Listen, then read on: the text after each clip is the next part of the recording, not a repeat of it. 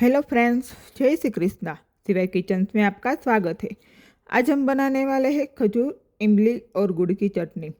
खजूर और इमली में से मैंने पहले ही इसके बीज निकाल लिए हैं।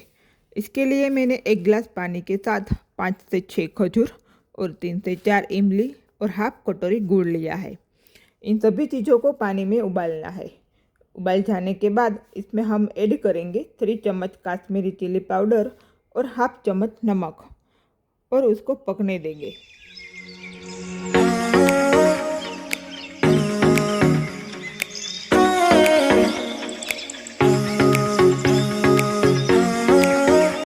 जब ये पक जाएगा तब ये गाढ़ा बन जाएगा। इसके बाद उसको ब्लेंड करना है और तैयार है हमारी चटनी।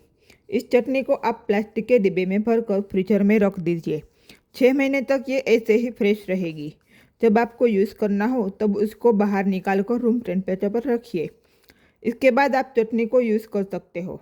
आप भी ये चटनी बनाएं और मुझे बताएं कैसी लगी। और मेरी चैनल को लाइक करें, सब्सक्राइब करें और शेयर करें। धन्यवाद।